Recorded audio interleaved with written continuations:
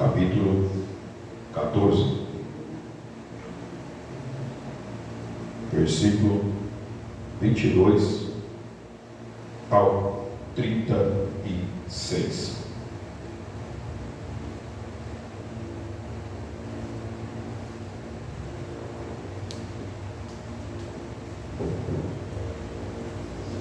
Evangelho de Jesus Cristo, segundo escreveu Mateus, inspirado pelo Espírito Santo, capítulo 14, versículo 22 ao 36, o título: Jesus anda por cima do mar.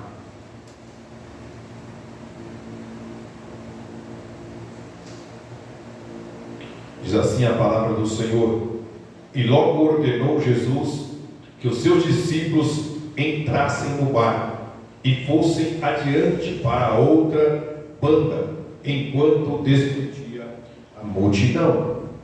E despedida a multidão, subiu ao monte para orar à parte, e chegada a tarde, estava ali só.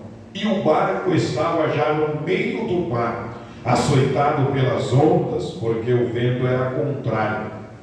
Mas, à quarta vigília da noite, dirigiu-se Jesus para eles, caminhando por cima do mar. E os discípulos, vendo-o caminhar sobre o mar, assustaram-se, dizendo: é um fantasma, e gritaram com medo. Jesus, porém, lhes falou logo, dizendo: tende bom ânimo, sou eu, não temais. E respondeu-lhe Pedro e disse: Senhor, se és tu, manda-me ir ter contigo por cima das águas. E ele disse: vem.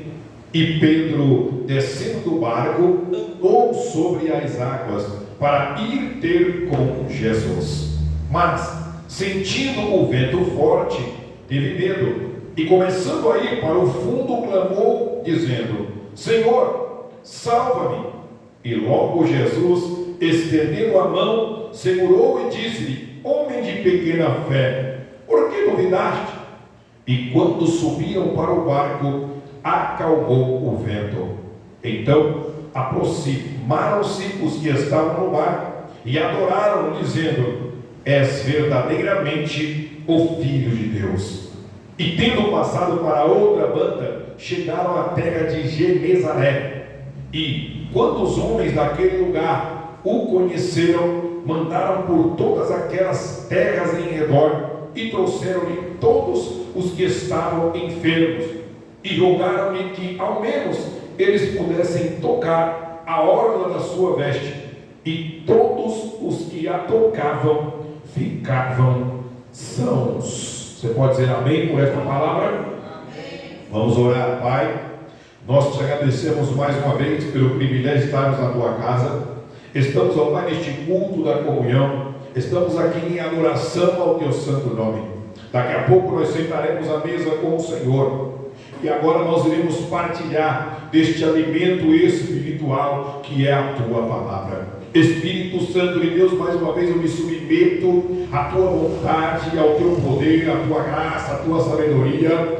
Eu não sou nada sem ti, eu sou 100% dependente das tuas misericórdias nesta noite. Não adianta nada, Senhor, tudo aquilo que nós oramos, estudamos, lemos e que o Senhor nos revelou, ó Pai, sem a tua presença. A tua presença é fundamental, a tua presença é primordial, a tua presença, Pai, é tudo que precisamos nesta noite para continuar de pé, para continuar te servindo, para continuar fazendo a tua vontade. Espírito Santo de Deus, usa meus lábios nesta noite mais uma vez, revela sobre a tua palavra, e que nós possamos, Senhor, aprender do Senhor nesta noite e sairmos daqui aplicando ao nosso coração. Que esta palavra seja escrita nas tábuas do nosso coração. Espírito Santo de Deus, se houver alguém enfermo, Pai, seja curado pelo poder da tua palavra. Se houver alguém oprimido, se houver alguém, Senhor, passando por uma situação de aperto espiritual, seja ele liberto nesta noite. Visita a nossa parentela, aqueles que ficaram em casa, aqueles que ainda não são cristãos, aqueles que serão alcançados posteriormente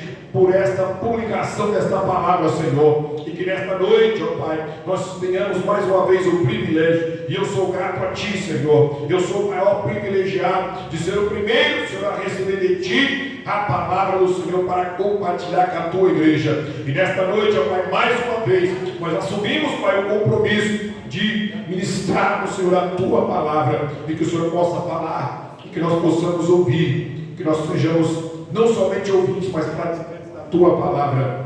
Fala que a Tua igreja ouve, que nós tenhamos uma boa palavra nesta noite, em nome de Jesus. Podem sentar.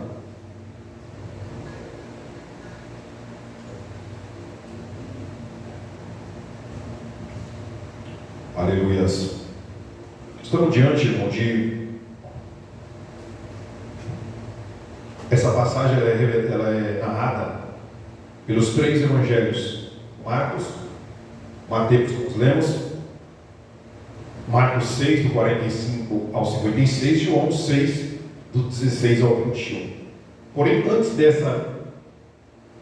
dessa passagem de Jesus por cima das águas, andando sobre o mar, os quatro evangelhos narram o contexto da multiplicação dos pães e dos peixes, a qual Lucas, no capítulo 9, versículo 10, 17, também narra a multiplicação dos 5 pães e 2 peixinhos, aonde um dos evangelistas diz que André achou um menino, um jovem, que estava ali com aquele alimento, e que foi a provisão que Jesus usou para alimentar aquela multidão.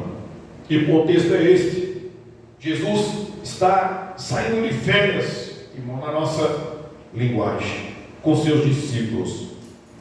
Eles estavam tão cansados, presbítero Juarez, que não tinham tempo nem para comer. Está em Marcos 6, 31, vai dizer que os discípulos, presbítero José, de tanto ir e vir, tanto fazer a obra, alguns deles não conseguiam nem parar para comer, ainda mais para descansar. E Jesus, sabendo disso, o que ele faz? Pega os discípulos e fala: vamos passar para o outro lado, para um lugar deserto, um lugar a esmo, e aí nós vamos tirar as férias, vamos descansar um pouco, porque não é ilícito, e é necessário aquele que está na obra, de vez em quando, tirar um tempo para o seu descanso físico, o seu descanso emocional, sua mente, colocar os pensamentos em ordem. Por isso que muitas vezes não aguentam, por isso que muitas vezes caem no área da paz, por isso que muitos muitas vezes retrocedem, por isso que muitas vezes entrega tudo, abandona. Quantas pessoas que estão agora em casa vão se igrejar porque não parou para descansar, porque não tirou férias, porque não tirou um tempo de qualidade com a família ou para ele mesmo muitas vezes. Mas Jesus é sabedor de todas as coisas. Ele, como homem, ele cansou, como Deus não. A obra dele era rápida demais, 3 anos e meio para ele cumprir o seu ministério.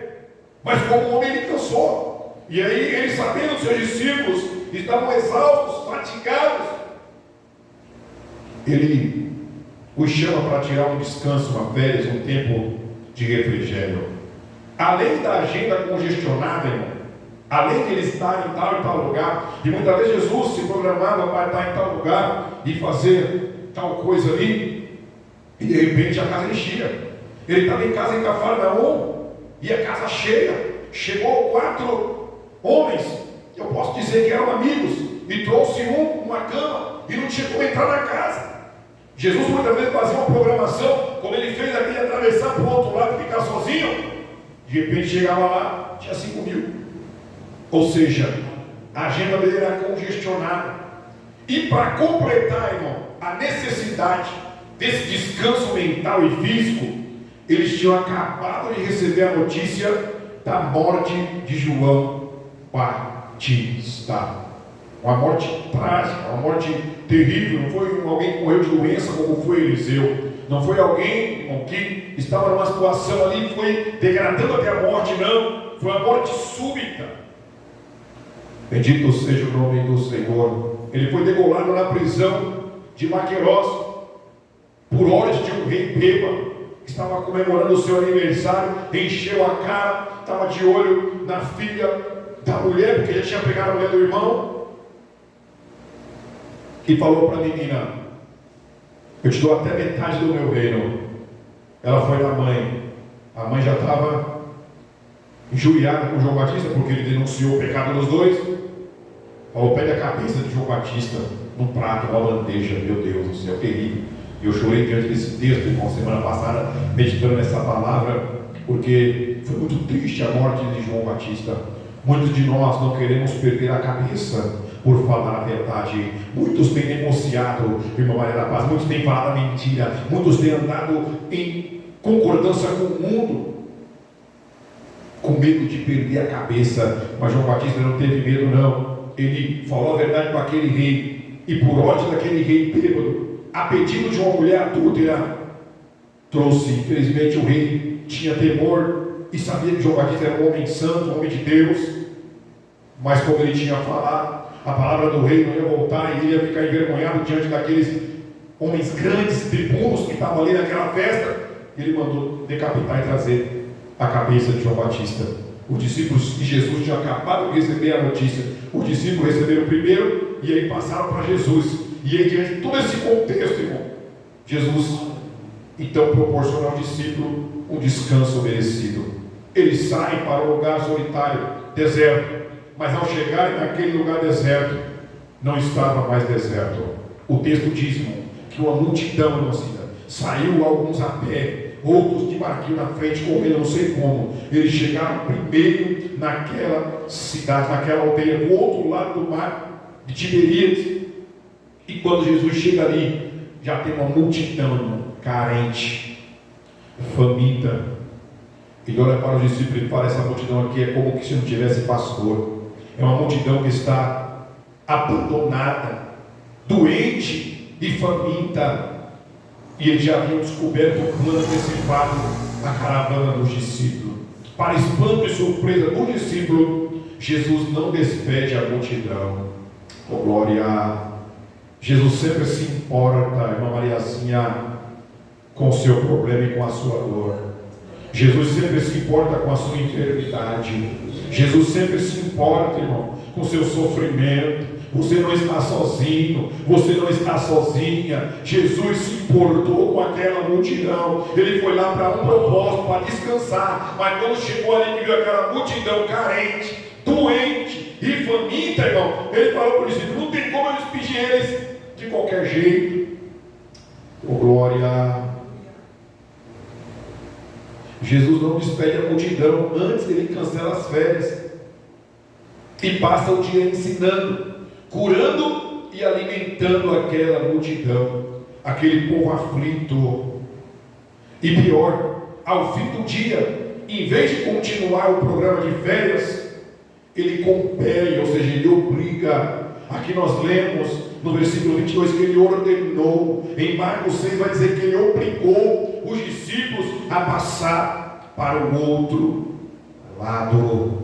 Bendito seja o nome do Senhor. Ele obriga o discípulo a entrar no barco e voltar para casa.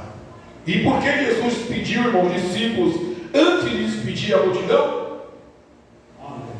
Primeiro ele despediu os discípulos. Falou: alguém está no barco e passa para o outro lado. Pode ir embora que eu estou mandando. Depois ele despediu a multidão. E aí depois ele subiu ao monte para orar. Por que ele fez isso?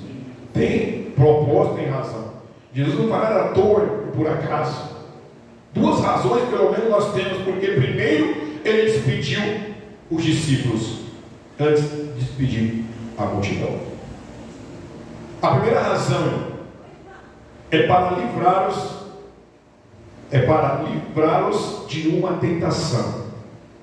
João vai nos informar, João 6, 14 e 15, que aquela multidão, irmão, diante daquele sermão maravilhoso, diante daquelas curas maravilhosas que ele fez, e diante do milagre da multiplicação, a primeira multiplicação que ele faz, aquela multidão ia declarar Jesus como rei, ia pegar ele à força e colocar Jesus como rei deles. E não foi para esse propósito que Jesus veio. Não foi para reinar sobre a terra um governo político, um governo social e humano. Ele veio para trazer o reino do Pai, um reino espiritual.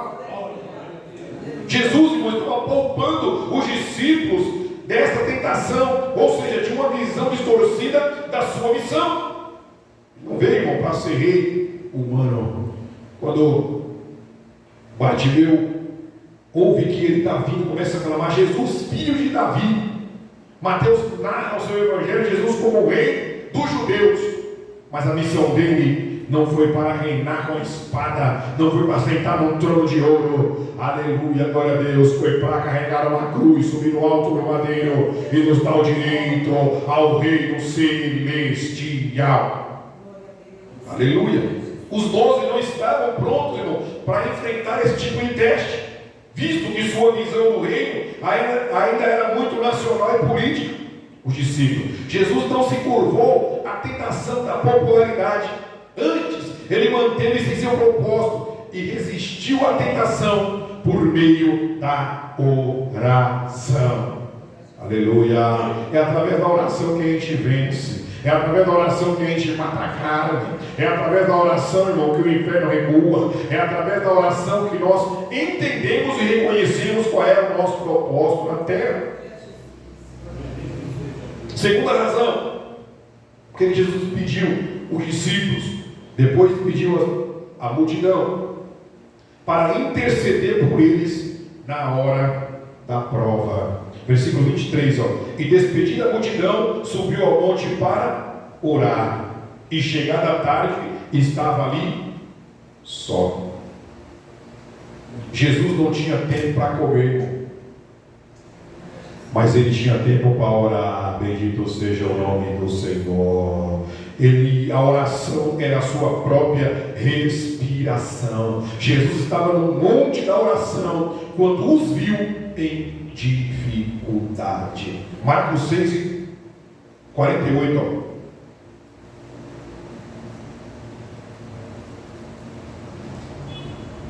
Marcos 6, 48. E vendo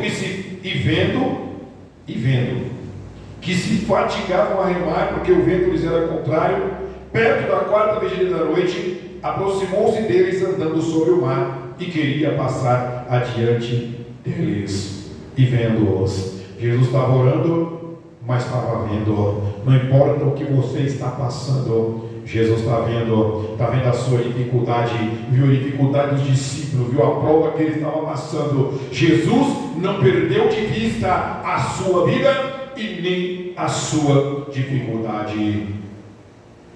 O Senhor nos vê quando a tempestade nos atinge. Não há circunstância que não esteja fora do seu alcance, de sua intervenção. Os nossos caminhos jamais estão escondidos nos seus olhos. Ele está junto ao trono do Pai, intercedendo por nós. Bendito seja o nome do Senhor. Há momentos, irmão, que estamos na prova, parece que estamos sozinhos. Há momentos que você olha fisicamente, você vai estar sozinho.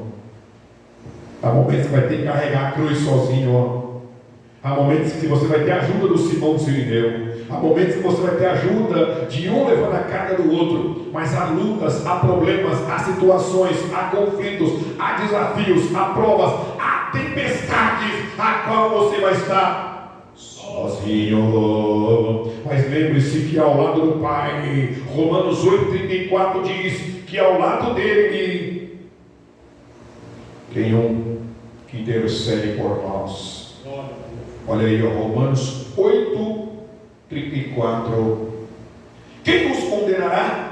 Pois é Cristo quem morreu, ou antes, quem ressuscitou dentre os mortos, o qual está à direita de Deus e também intercede por nós.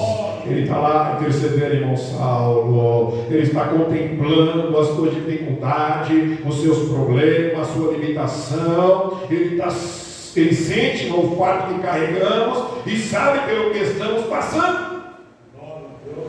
O mínimo que os discípulos podiam esperar, irmão, era uma viagem tranquila, de volta para casa, uma vez que o descanso for interrompido. Mas ao voltarem, eles são colhidos por uma terrível tempestade.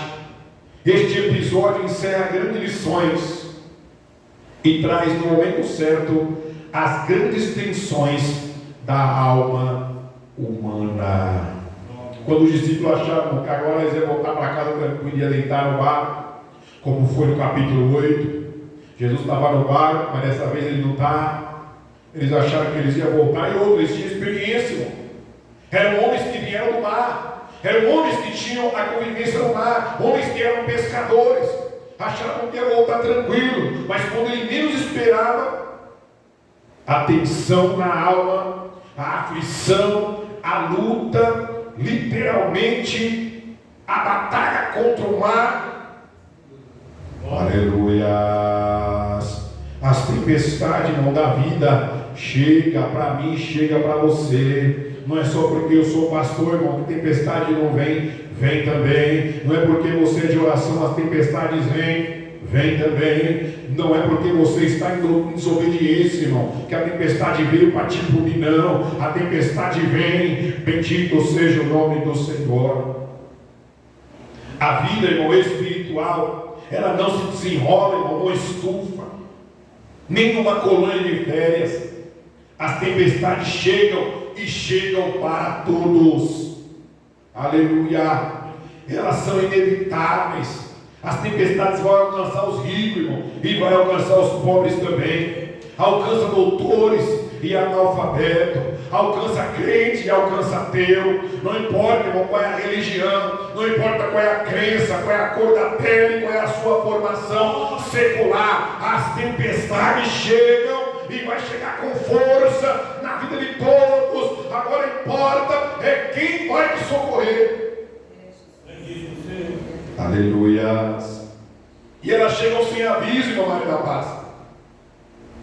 Não chega lá um telegrama, uma carta, um WhatsApp, um e-mail.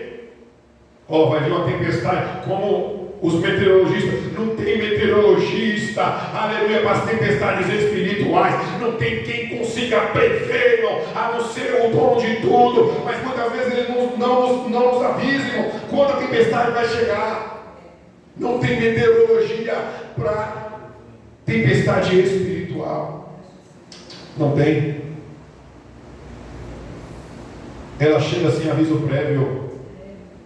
Elas fogem ao nosso controle. A situação você vai lá e resolve. Acabou o gás, você vai lá e compra. O tanque esvaziou, você vai lá e enche. A conta chegou, você vai lá e paga. Mas há situações que fogem do seu controle, que com dinheiro você não vai conseguir resolver, que com o contato de alguém você não vai conseguir resolver, que você, fazendo do seu jeito, não vai conseguir resolver. Há situações com a tempestade que é só Jesus na causa.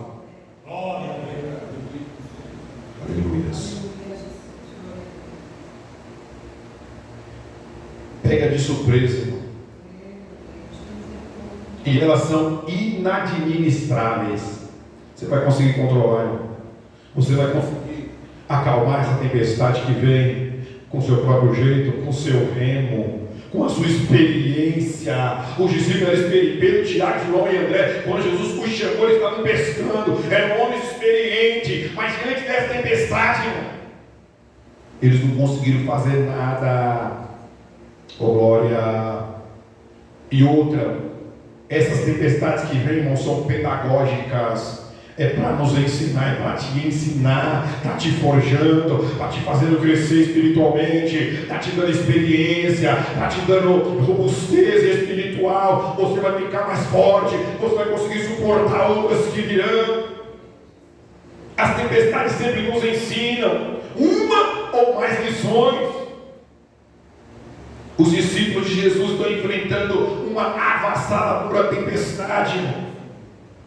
Ninguém tem imunidade espiritual ou especial. Não temos imunidade especial.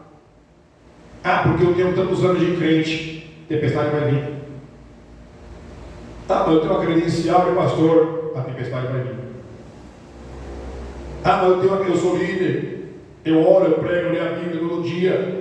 A tempestade vai vir. Você não é especial por causa disso, vai ficar sem vir tempestade na sua vida. Vai vir, e vai vir para te ensinar. Às vezes 1, 2, às vezes 10 lições. Bendito seja o nome do Senhor. Não reclame durante a tempestade, irmão. Permita ser ensinado dentro da tempestade.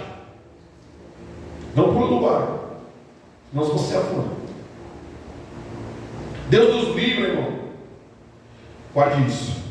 Deus nos livra nas tempestades e não das tempestades.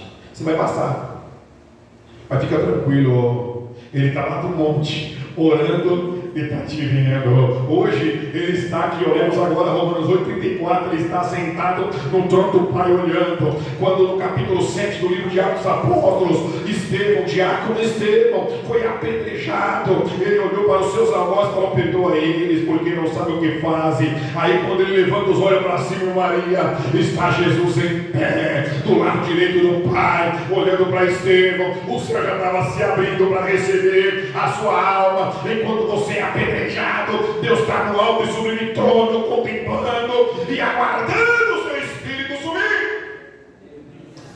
Glória. Deus vai te livrar, irmão, na tempestade. Dela não tem como, você vai ter que passar.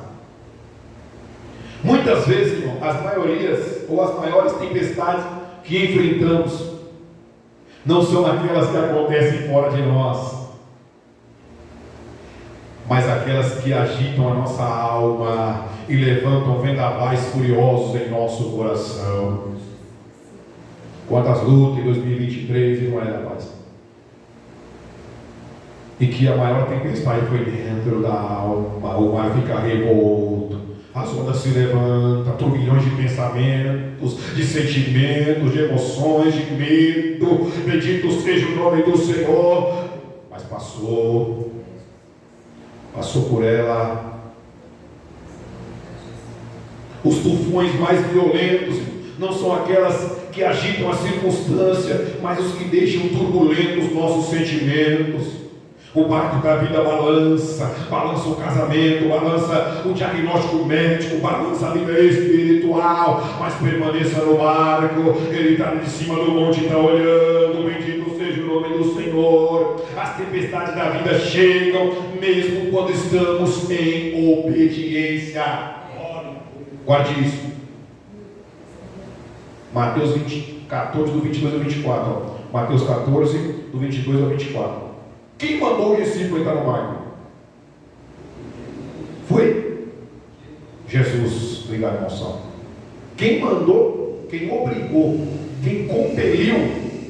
Eu já disse que Marcos 6 diz que Jesus obrigou. Mateus vai escrever que Jesus compeliu. É a mesma coisa.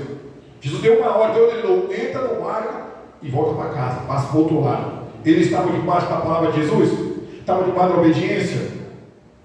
Circunstâncias vão vir, irmão, e nós estamos em obediência, presbítero Juarez. Luta na vida do crente não é sinal que ele está em pecado, não. Algumas denominações, algumas igrejas, algumas religiões, até os discípulos, enquanto estavam sendo treinados, João 9, lembra? Eu li aqui quarta-feira, João 9 todinho, que os discípulos perguntam para Jesus: quem pecou, ele ou seu pai? Jesus falou: nem ele e nem seu pai pecou. Os amigos de João perguntaram: o que você fez? Confessa seu pecado. Ele falou: não pequei, pecado consciente, pecadores todos nós somos, mas eu não tenho pecado consciente, não tenho que confessar. Situações vão vir, irmão. Enfermidade vai vir, você está em obediência. O desemprego vai vir, você está em obediência. Problemas no casamento, problemas no relacionamento, problemas na igreja virão, mesmo você estando em obediência. O discípulo estava em obediência, uma tempestade se levantou.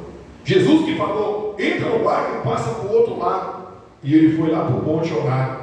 E está vendo o que está acontecendo. E está ensinando os discípulos. É na obediência, filho, vai ter prova. É na obediência, a luta vai se levantar. É na obediência, a enfermidade vai vir. Ah, Senhor, mas eu estou obedecendo. Ah, Senhor, mas eu oro, eu congrego, eu dizimo, eu vou tomar ceia hoje. Mas a luta, a tempestade vai se levantar, mesmo nós estando em obediência. Aleluia. Jesus não pediu, irmão, para o discípulo ir. Ele não sugeriu, ele não aconselhou: vamos, se vocês quiserem ir a passar para o outro lado do mar. Ele os obrigou. Os discípulos não tinham opção, deviam obedecer. E ao obedecerem, foram empurrados, irmão, para o epicentro de uma avassaladora tempestade. E aí, no meio dessa prova, irmão, como entender isso? Como entender, irmão? Como também para o Senhor: mas sou teu servo, Senhor, sou piedoso, tenho procurado andar como o rei Ezequias, né? Começou a orar ao Senhor. Não, Senhor, eu tenho andado diante dos seus caminhos, eu fiz uma limpeza em Jerusalém, eu derrubei todos os bosques, todos os altos, todos os ídolos, eu restabeleci o culto, eu reformei o templo, eu voltei a funcionar, eu voltei a adoração em Jerusalém. Aleluia, a doença veio com Ezequias, aleluia, o dia mal chegou para Daniel, chegou para os seus amigos, chegou para Paulo, chegou para Pedro. O dia mal vai chegar, irmão, para mim, para a sua vida, e durante essa tempestade, bendito seja o nome do Senhor, como que nós podemos entender o que estamos passando? Porque Deus permite que sejamos apanhados de surpresa por situações adversas. Será que Ele é um Deus mau? Muitos abandonam, muitos blasfemam, muitos viram as costas para o Senhor quando vem a luta e a prova. Serve a Deus na bonança, quando tudo vai bem. Porque Deus nos empurra para o centro de uma crise. Porque somos sacudidos por vendavais maiores do que as nossas forças. Eram 12 homens no barco e não conseguiram dominar.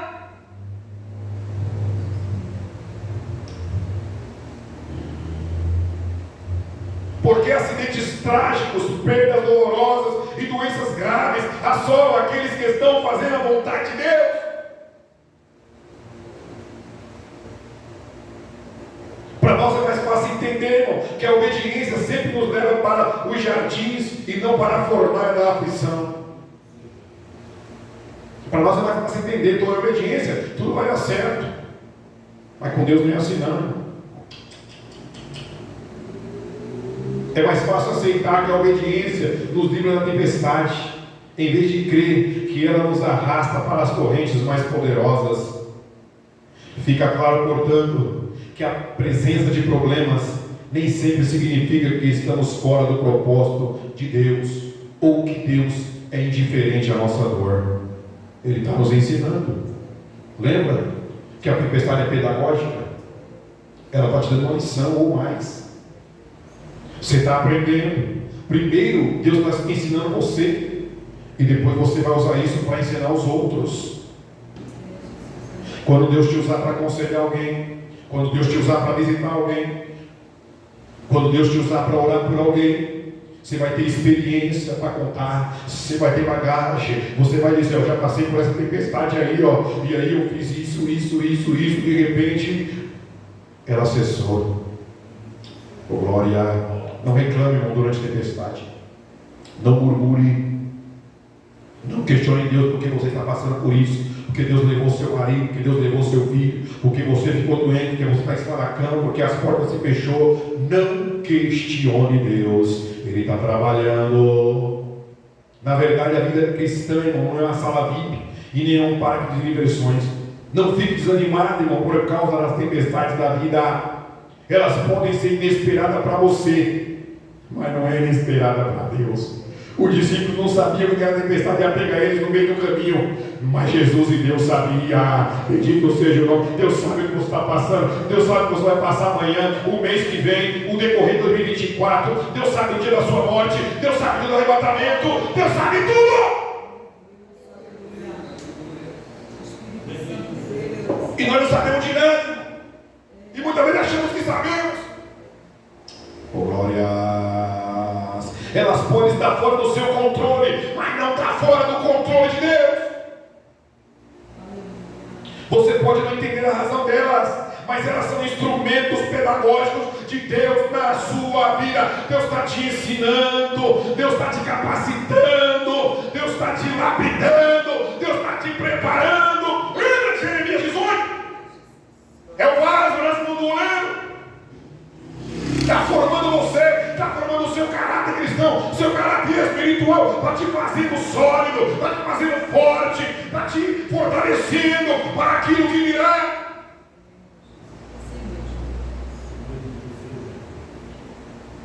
O escritor comentarista bíblico Warren Wiersbe disse que ao ler a Bíblia descobrimos dois tipos de tempestade: as que vêm para corrigir, como foi com Jonas.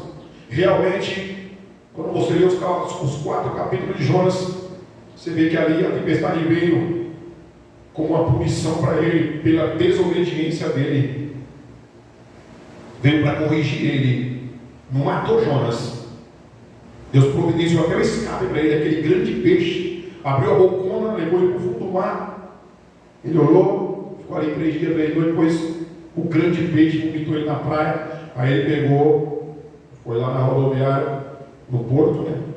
Pegou o barquinho, foi para ali, porque a mensagem era lá, não era em Tarso. Então, essa tempestade, ela foi para corrigir. Mas essa dos discípulos aqui, ó, foi para ensiná-los. Eles estavam debaixo da obediência. Jesus os havia testado numa tempestade anterior, capítulo 8 de Mateus, do 23 ao 27. Só que Jesus estava no barco com ele. Mas agora, Jesus o testou, permanecendo fora do barco. Vai ter situação, irmão, você vai passar com Jesus no barco, tem que acordar ele. Senhor mestre, não te dá que pereçamos, acorda mestre. Vai ter situação que vai ter que acordar o mestre. Mas vai ter situação que você vai ter que passar pelo olho do furacão, e ele de longe olhando, providenciando e permitindo que você aprenda. Bendito seja o nome do Senhor. As tempestades da vida, irmão, se agravam quando Jesus parece demorar. Realmente. A gente lê, irmão, às vezes essa passagem bíblica, né, e Jesus manda eles entrar no barco, entra no barco, passa para o outro lado, no meio do caminho, uma grande tempestade, e eles chegam do outro lado. Parece que foi tão rápido, né? Foi a noite inteira.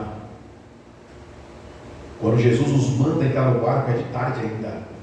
Era no fim da tarde. Ele tinha acabado de multiplicar os pães e os peixes, alimentou 5.000, mais mulher e criança, sobrou 12 cestos. E aí ele pega o discípulo e fala, passa para o outro lado. Chama a multidão, fala, vai cada um para a sua casa, estão de barriga cheia. E agora eu vou para o monte orar. Isso aí foi no começo da tarde.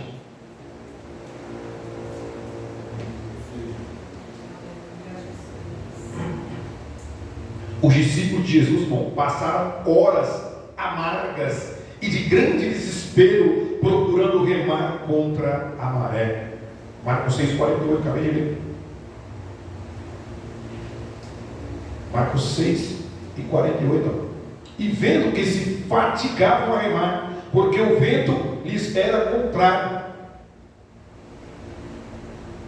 Perto da 4ª vigília da noite, aproximou-se deles andando sobre o mar e queria passar adiante deles. Olha o 47. E sobrevindo à tarde, estava o barco no meio do mar. Foram horas. 6 e mais de 6 horas. De 6 a 8 horas, mais ou menos, um pouquinho mais. A travessia de quando eles entraram no barco, chegaram no meio do mar, a tempestade se levantou e lutaram, remaram. Não foi pouco tempo, não. Parecia que estava demorando. Horas amargas, horas difíceis. Um mar tão conhecido por eles está agora irreconhecível. O inesperado mostra a sua carranca. O barco é levantado por vagalhões, grandes ondas, em fúria, e o vento encurralado pelas montanhas de Golã, de um lado, e pelas montanhas da Galileia do outro, encrespa as ondas e sova o barco com desmesurado rigor. Aquele barco foi sovado, já sovou massa, aquela massa de trigo, óleo, colocou ali manteiga, e prepara aquela massa, depois sova ela todinha, fazer o pão, fazer o alimento. Assim estava o barco, as ondas sovando dentro daquele mar. Todo esforço de controlar a embarcação esvai-se no coração dele. Os bravos combatentes, neste momento de pavor, os discípulos esperam pela presença de Jesus, mas ele não chega. Meu Deus! Antes a tempestade se agrava. E essa é uma das maiores tensões na vida do crente, irmão Maria. É quando Deus demora. Aleluia. Ainda mais nos tempos de hoje, que é uma geração, irmão, imediatista. O tempo de Deus, irmão, não é o nosso. Abraão esperou 25 anos para a promessa se cumprir. Davi aguardou ali também seus 13 anos, depois de foi ungido rei, aproximadamente para poder assumir o trono de Israel. Esse foi o drama da família em Betânia. Lázaro enfermo, Marta e Maria mandam o recado para Jesus, João 11:3. Aí, João 11, versículo 3. aquela família que Jesus amava. O amor de Deus por nós não vai isentar do processo que temos que passar e do tempo que temos que passar dentro desse processo. Entendeu? Porque Deus nos ama. Muitas vezes vai ficar em silêncio dias, horas, anos, décadas. Mandaram depois suas irmãs dizer: Senhor, eis que está enfermo aquele que tu amas. Jesus veio de imediato. Ficou mais 2 dias lá ainda. Quando ele chegou em Betânia, já tinha 4 dias que lá estava morto enterrado. Jesus não vem de imediato. E aí nós questionamos Marta, né? Questionamos Marta. Porque quando Jesus chega, ela está tão aflita. Mas Jesus não veio. Ele amava tanto. Era o amigo que ele dizia que era. E Marta despeja os pés de Jesus. Quando ele não põe um pé na aldeia, ele põe um pé na casa. Quando ele aponta na curva mais esperada, se o Senhor estivesse aqui, meu irmão não teria morrido. Deus falou: calma. Se creres, verás a glória de Deus. E antes de nós censurarmos mais, irmão, quantas vezes é nós? Se o Senhor estivesse aqui, meu marido, minha esposa não tinha feito isso. Se o Senhor estivesse aqui, eu não tinha cometido essa doença. Se o Senhor estivesse aqui, as portas não tinham fechado. Se o Senhor estivesse aqui, eu não tinha sido abandonado. Se o Senhor estivesse aqui, quantas vezes nós falamos para Deus? Se o Senhor estivesse aqui, essa tempestade não tinha cometido. Quantas perguntas venenosas quando estamos na prova. Quantas pessoas perguntam: onde está o seu Deus? Você é crente? Você não está na igreja no domingo? Você não toma ceia? Quantas vezes, irmão, o inimigo usa pessoas que a sua boca é usada por Satanás, irmão, para me afrontar, para te afrontar, para perguntar: cadê seu Deus? Aí muitas vezes ficamos sem resposta. Se você é crente, porque está passando por isso?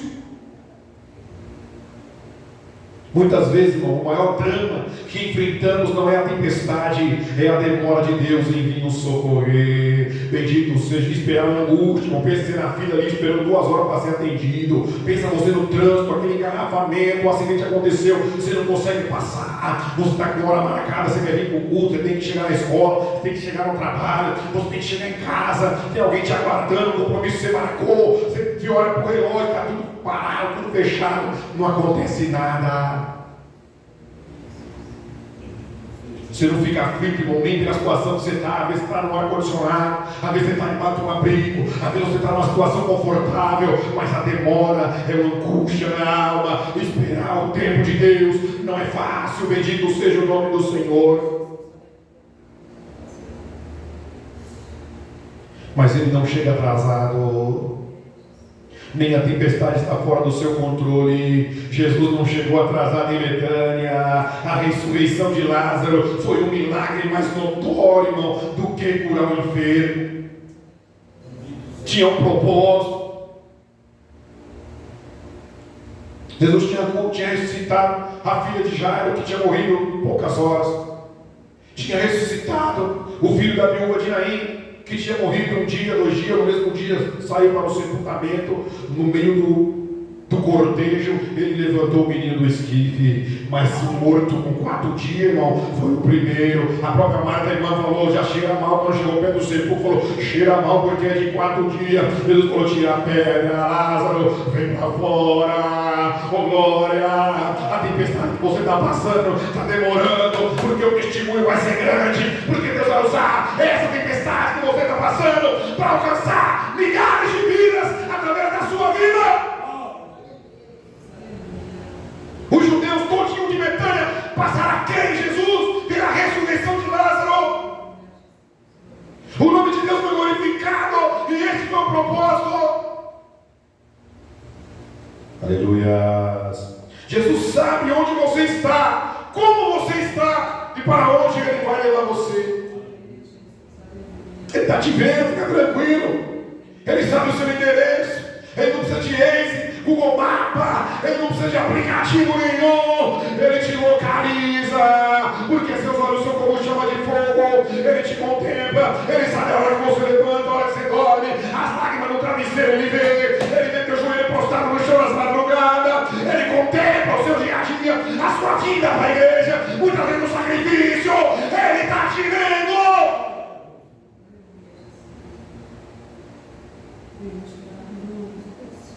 Não tem tempestade, irmão, na vida. Nas tempestades da vida, Jesus sempre vem ao nosso encontro. Oh glória, Mateus 14, 25, 26, aí, ó, que lindo. Mas a quarta vigília da noite, dirigiu-se Jesus para ele, caminhando por cima do mar. E os discípulos, vendo-o caminhar sobre o mar, assustaram-se, dizendo: é um fantasma, e gritaram com medo. Os problemas são como ondas do mar. Já foi no mar? Vem uma onda, e aí chegando a uma certa distância, ela quebra, às vezes quebra em cima da areia, da praia. Que a areia é a praia. E quando quebra aquela onda, não vem mais nenhuma. Vem outra. E quando quebra, vem outra. Assim as tempestades na minha, na sua vida. Quebra uma onda, daqui a pouco vem outra. Acaba uma luta, daqui a pouco vem outra. Assim é a nossa vida espiritual, assim é a nossa vida, assim nós passamos, irmão. Os problemas são como onda. Quando uma onda quebra na praia, a outra já está se formando. Não tem como controlar, irmão. Não tem como você ir com um baldinho, não tem como você ir um escudo. Os homens até fazem, levantam uma muralha, uma mureta na praia, para poder impedir o tsunami, impedir a onda do mar. Ela vem, irmão, passa por cima, engole prédio, engole casa, engole tudo, porque ninguém controla, irmão. Uma tempestade, uma onda na vida, você não vai controlar com as suas forças. Pode levantar o paredão que for. Muitas vezes, quando você tenta se recuperar de um solavanco, outra onda chega e açoita você e joga no chão. Mas quando você pensa que a causa está perdida, que a esperança se dissipou, então Jesus surge no horizonte da história. Oh glória, quando os recursos humanos se acabar, talvez o remo dos discípulos quebraram, talvez o barco ainda estava se dilacerando todo, aí de repente uma silhueta aponta em cima do mar. Oh glória, ele vem caminhando sobre as águas. Quem sabe nesta noite o seu barquinho está quase afundando e ele me trouxe aqui para dizer: eu caminho sobre as águas, eu vou ao seu encontro, você não vai perecer, essa tempestade não vai te afundar, essa luta não vai te matar, eu estou te ensinando. Aleluia! Quando você decreta a falência dos seus recursos, aí Jesus chega e põe um ponto final na crise. Jesus não chegou atrasado no mar da Galileia, o seu socorro veio na hora certa. Aquela tempestade não só tinha uma finalidade: levar os discípulos a uma experiência mais profunda com Jesus.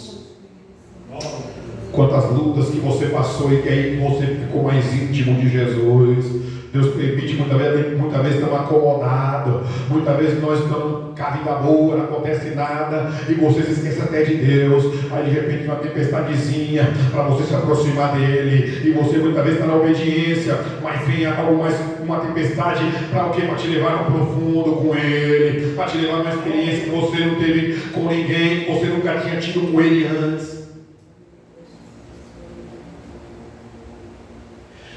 Meu Deus, aquela multidão, 5.000 homens, fora mulher e criança, pode ter uns 7, sei lá, 10 mil, umas 10 mil pessoas que comeram daquele pão, daquele peixinho, não tiveram a experiência que os discípulos tiveram com um homem chamado Jesus andando sobre as águas, você vai ter experiência com que outros não tiveram. Você vai ver o sobrenatural porque você permaneceu no barco. A multidão está em volta aí, ó. Não tem experiência para contar, não tem intimidade com ele. Ele só diz que ama a Deus, mas não obedece. Mas você, em obediência, vai ter experiência para contar. Bendito!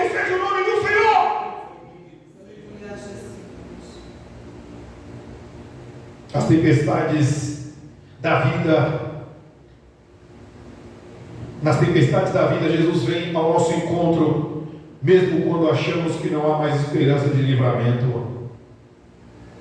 A quarta vigília da noite. Sabe que hora que é isso?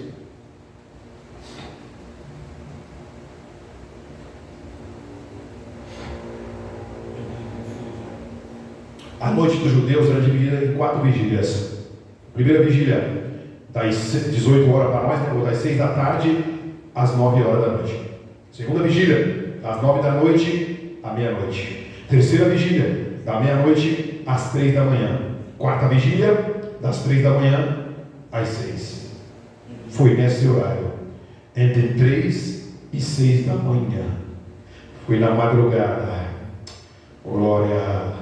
Que o discípulo estava aguentando mais, porque estava desde a tarde, quem sabe desde as 6. Eles estavam pelejando, quem sabe quase 12 horas de luta dentro do mar. Mas ele veio. Os discípulos entraram no mar ao cair da tarde. Ainda era dia, quando chegaram no meio do mar. De repente o mar começou a agitar-se, varrido pelo vento forte que soprava, como diz em João 6,18. E o barco açoitado pelas ondas. Às vezes temos a sensação de que os nossos esforços são inúteis. Às vezes você acha que não vale a pena irmão, orar. Às vezes você acha que não vale a pena vir para a igreja. Às vezes alguém coloca isso na sua mente. Às vezes alguém na sua casa fala para você. Às vezes alguém do trabalho. Às vezes alguém na rua. Às vezes até alguém da igreja usado por Satanás, como Pedro foi usado uma vez também, a boca dele por Satanás para falar para Jesus que é inútil. O sacerdote ali com Ana assumiu o tempo, todo ano orava e não conseguia engravidar a mulher. Aleluia. O sacerdote, o homem de Deus, o pastor da igreja olhou e falou: está doida, tomou todo o vinho do mundo, tomou toda a cana, e ela não conseguia mexer nem os lábios. Para o sacerdote ele era inútil.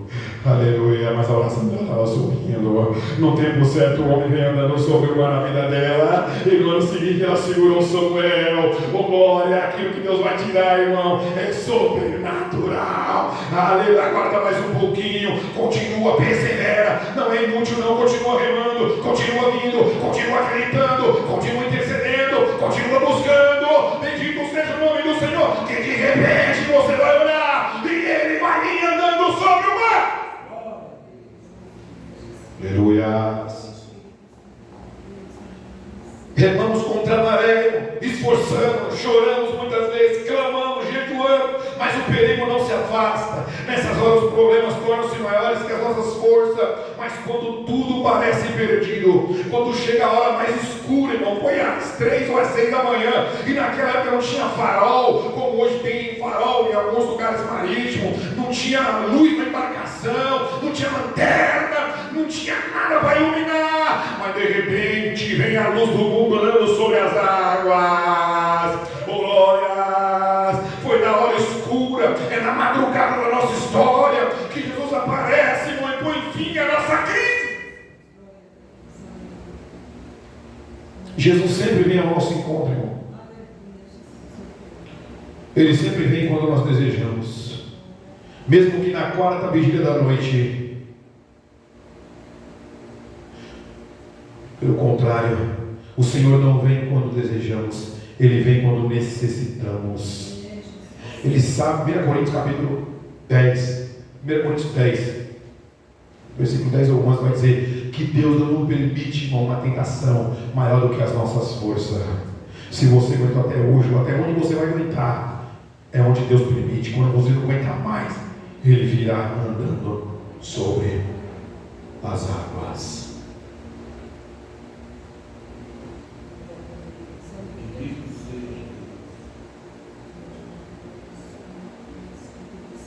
O tempo de Deus, irmão, não é o nosso.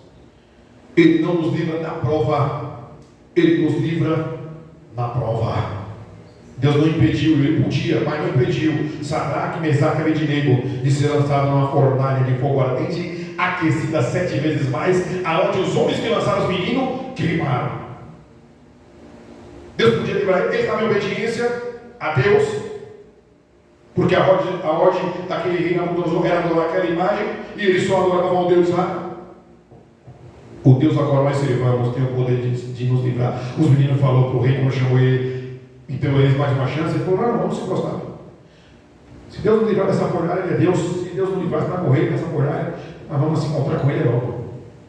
Deus não impediu de eles ir para a fornalha, mas livrou eles na fornalha. Deus não impediu, irmão Daniel estava orando 3 vezes ao dia, joelho no chão, na janela, orava na beira da janela do quarto dele, para a banda de Jerusalém.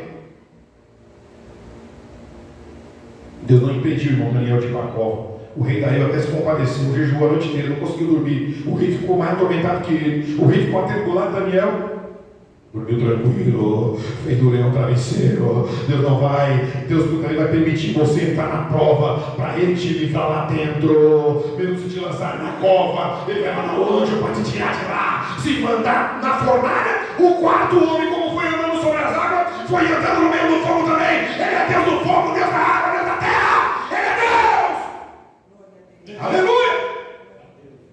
Não importa qual situação você esteja, ele vai chegar com socorro. Ele não impediu, irmão Pedro, de ser lançado na prisão por Herodes. Ele ia morrer. Herodes mandou ele para a prisão para aquela noite, para matar ele no outro dia. Ele foi para a prisão, chegou lá, sabe o que ele ia fazer? Dormir. Descansa na prova que o escape está chegando. Descansa na prova que o quarto homem da fornalha está chegando. Descansa na prova que o homem que caminha sobre o mar, ele continua caminhando nas tempestades da sua vida e está indo de encontro a você. Bendito seja o nome do Senhor. Oh, glória. Aleluia. Jesus, irmão, vem caminhando sobre o mar. Parecia um fantasma para os discípulos, mas é Ele mesmo. Eles esperavam Jesus vir de um jeito e Ele veio de outro. Jesus sempre nos surpreende, irmão. Muitas vezes Deus nos livra de uma prova, de uma tempestade, de uma onda, de uma forma, como foi naquele barquinho de Mateus 8, que ele estava no barco, mas dessa vez ele estava fora.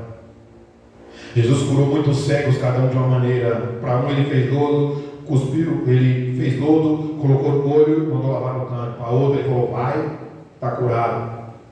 Para outro ele cuspiu no olho, ele voltou a ver. Para outro ele curou em 3 fases. Chamou ele para fora de Betsaida. Daqui a pouco ele estava enxergando os homens com guarda. Jesus impôs as mãos e curou ele. Bendito seja o nome do Senhor. Você vai se surpreender, irmão, com o que Jesus vai fazer na sua vida. Você vai se surpreender quando essa tempestade se acalmar na sua vida. E temos 2 lições aqui, ó. O jeito que Jesus trabalha. Primeiro, as ondas que nos ameaçam estão debaixo dos pés de Jesus. O que era maior que o discípulo ficou nos pés de Jesus. Seu Deus é maior. Como é que Jesus veio? Andando sobre as águas. O mar estava onde? Debaixo dos pés dele. A luta que você está passando, que parece que é grande, parece que é um mar infinito, parece que é o oceano Pacífico. Aleluia, está debaixo dos pés de Jesus, irmão. Ele vem andando sobre as águas, sobre as ondas, ele é Deus, sobre o mar, ele é Deus. Ele anda sobre as águas, ele caminha sobre o mar nesta noite.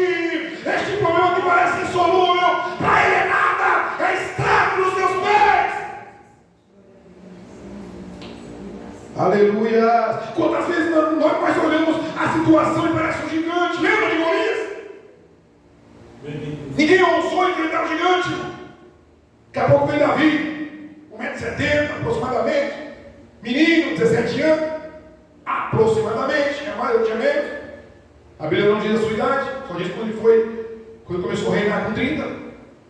Mas foi ungido novo, menino, o mais novo da casa.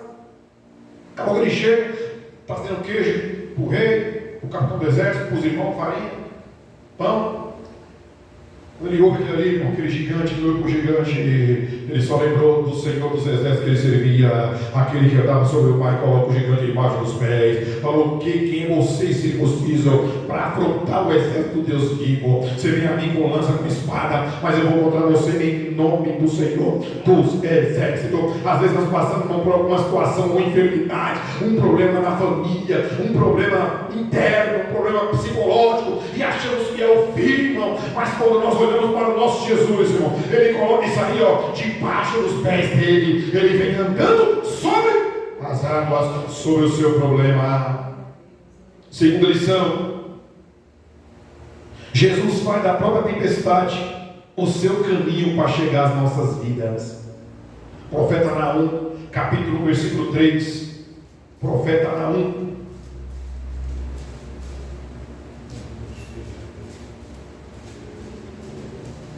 Foi Miqueias, Naum, capítulo 1, versículo 3.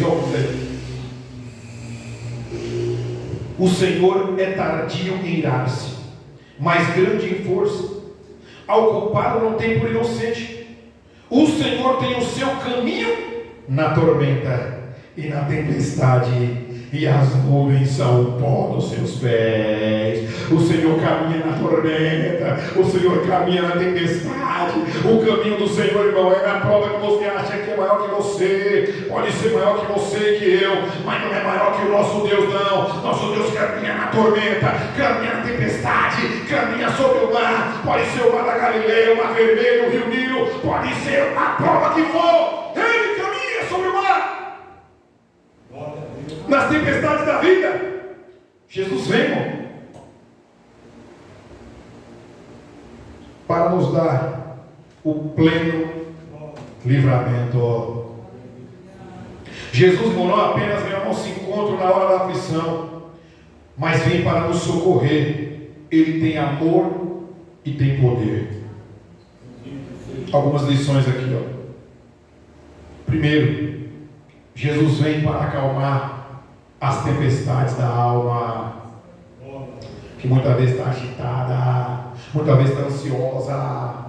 O salmista vai dizer: por que te abates, ó minha alma? Espere em Deus, pois ainda o louvarei. Porque você está preocupada, porque está preocupado, porque está perdendo noite de sono, porque está se entupando de antidepressivo. Bendito seja o nome do Senhor. Jesus acalma a tempestade da alma. A primeira palavra que Jesus disse não foi para o mar, irmã Patrícia, foi para os discípulos. 14:27 de Mateus, ó. Jesus, porém, lhes falou logo, dizendo: tente bom ânimo, sou eu, não temas. Ele não foi na tempestade primeiro, ele foi nos discípulos, caminhou sobre as águas e falou para o discípulo: não, fantasma não, que sou eu. Fica tranquilo, tem bom ânimo. Aleluia. A primeira palavra foi para os discípulos. Antes de acalmar o vento e o mar, ele acalmou os discípulos. Antes da fim a sua prova, Jesus vai acalmar você. Jesus distinguiu, irmão, que a tempestade que estava dentro deles era maior do que a que estava fora. E é mesmo, né, irmão? Às vezes nós passamos por algumas provas que nós desesperamos, perdemos até o cabelo. No meu caso é muito difícil. E depois que você passa para nós, por que eu me desesperei tanto? Né? Por que eu não confiei no Senhor? Muitas vezes nós rimos de nós mesmos depois da prova, não é, rapaz? Porque a tempestade está maior aqui dentro. Lá fora muitas vezes é sob controle de Jesus, irmão. Acalma a tempestade interior nessa noite. Jesus está acalmando a tempestade da alma. Glória. Jesus levanta o ânimo do discípulo. Jesus se importa, irmão, com o seu sentimento. Ele é o supremo psicólogo. Se você chora, Jesus se entristece pela sua lágrima. Se você está preocupado, Jesus está mais preocupado ainda em te sanar. Só que ele não pode antes do tempo. Tem que ser no tempo certo, oportuno. Jesus usa a sua presença para banir o medo dos discípulos. Sou eu, não tem mais. Entre o medo e o ânimo está Jesus. Segunda lição: Jesus vem para corrigir, irmão, nossas ideias distorcidas Superstição dos discípulos, pelos espíritos marítimos da noite, pensaram que Jesus era um fantasma. E infelizmente, igreja,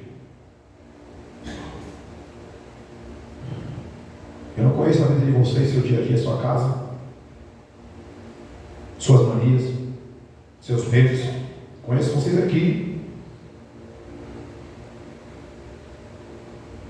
Mas se até hoje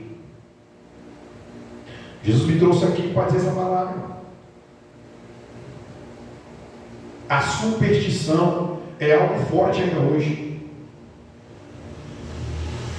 Vassoura atrás da porta, roupa de tal cor para virar o ano, para dar sorte, para vir dinheiro, para ter bom casamento, sei lá mais que as cores que usa. Sexta-feira 13, aí não pode ver o gato preto, não passa embaixo de escada. Sem falar, irmão, cristão que consulta o horóscopo. Você acha um absurdo, irmão? Faz isso não, filho. Para com isso nessa noite. A partir de hoje, no nome de Jesus. Horóscopo não é coisa de cristão. Gato preto é você ter aqui sexta-feira 13. Está aqui, ó. A palavra da verdade. A palavra que diz como é que vai ser a minha e a sua vida na eternidade se nós obedecermos até o fim. Essa aqui não falha o futuro. Essa aqui o futuro é certo. No futuro ele vai triunfar sobre Satanás, sobre o anticristo. Ele vai vencer a besta. Ele vai julgar os ímpios, as nações ímpias. E vamos reinar com ele na eternidade. Você não precisa de horóscopo para saber se vai estar bem no casamento, para saber que roupa que vai sair de casa, que hora que vai sair, se vai viajar não. Ora, toma o seu joelho e vai debaixo da bênção. Para de superstição. Graças a Deus que eu fui criado num lar cristão, eu não sei o que é isso. Mas quando eu entrei para a família da minha esposa, caiu uma colher, já era. Passava a vassoura no pé, não sei o que lá. Eu falei, que é isso? Não sabia o que era isso, eu fui criado nesse meio. Mas o que tem de superstição, o que tem de coisa, é pé de coelho, é pimenta, é não sei o que lá, pelo amor de Deus, larga isso, o discípulo tinha isso também com eles, era um fantasma que está vindo porque tinham espíritos noturnos, marítimos, mas nessa noite, um homem chamado Jesus anda sobre as águas e quebra toda a superstição, todo o paradigma, toda a crença que não é dele.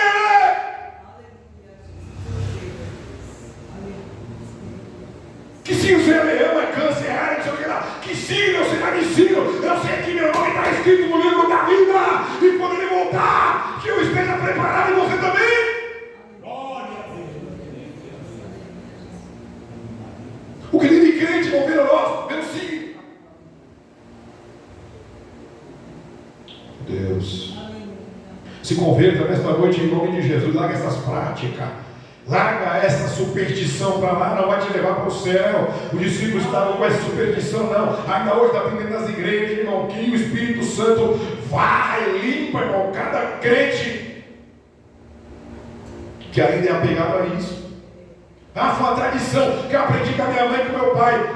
Jesus levou na cruz, montou a maldição, não precisa fazer aqui culto da maldição, quebra de maldição, retroceder, pedir perdão pelo passado. Não, irmão, a partir do momento que nós estamos em Cristo, capítulo 3, Gálatas 3 fala que maldito é aquele que é pendurado no madeiro e ele foi maldito por nós, ou seja, toda a maldição de pecado que estava sobre mim e a sua vida, quando nós confessamos Cristo, irmão, está nele, não precisa mais de quebra de maldição não, ele já quebrou na cruz. Terceira lição, Jesus vem, irmão, para nos socorrer do nosso naufrágio. Aí entra Pedro era o cara. Versículo 28 de Mateus 14. E respondeu-lhe Pedro e disse: Senhor, se és tu, manda-me ter contigo por cima das águas. Aí Jesus disse: vem. E Pedro, descendo do barco, andou sobre as águas para ir ter com Jesus. Mas sentindo o vento forte, teve medo. E começando a ir para o fundo, clamou dizendo: Senhor, salva-me. E logo Jesus, estendendo a mão, segurou e disse: homem de pequena fé, por que duvidaste? E eu me vi nessa cena. Quantas vezes, irmão, nós andamos sobre as águas com Jesus e muitas vezes o medo muitas vezes a insegurança, muitas vezes olhando para o que um disse, é o vento, muitas vezes olhando para a prova, é o vento. Muitas vezes olhamos, irmão, para aquilo que fulano viveu, é o vento. Não, viva a sua experiência, ande sobre as águas. Se Pedro continuasse olhando para Jesus, ele tinha andado, irmão, até o outro lado do lago de Genezaré. Ele não ia voltar nem de barco, ele ia continuar andando com Jesus até o outro lado e ter feito a obra com Jesus, andando sobre as águas. Mas ele teve medo, e muitas vezes eu e você também temos. Muitas vezes nós nos acovardamos, muitas vezes nós recuamos, muitas vezes nós tememos que é Deus que está falando.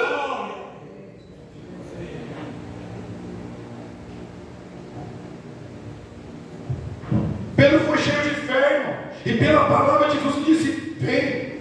Ele andou sobre as águas, porém duvidou, irmão, quase afundou, clamou por socorro. Jesus socorreu. Jesus sempre nos socorre quando clamamos por socorro.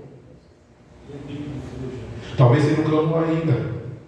Talvez está esperando o pastor clamar, talvez está esperando o pai e a mãe clamar, talvez está esperando o irmão clamar, talvez está esperando alguém clamar. Não, você tem que clamar por socorro, para ele vir ao teu encontro, ele quer te socorrer. Quarta lição: Jesus vem para acalmar as tempestades da circunstância. A autoridade de Jesus sobre a natureza. Quando ele chega, as tempestades têm que se encolher, o vento ouve a sua voz e o mar lhe obedece.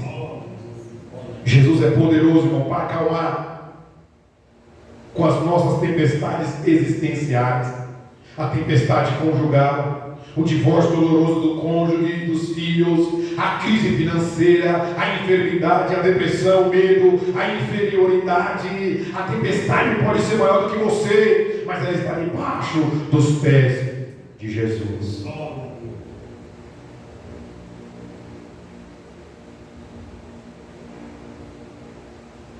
Versículo 32. E quando subiram para o barco, acalmou o vento. 33. Então aproximaram-se os que estavam no barco e adoraram, dizendo: és verdadeiramente o Filho de Deus.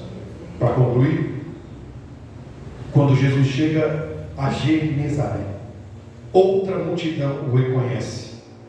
Do meio da dor brotava um clamor, um roubo para que os enfermos tocassem Jesus.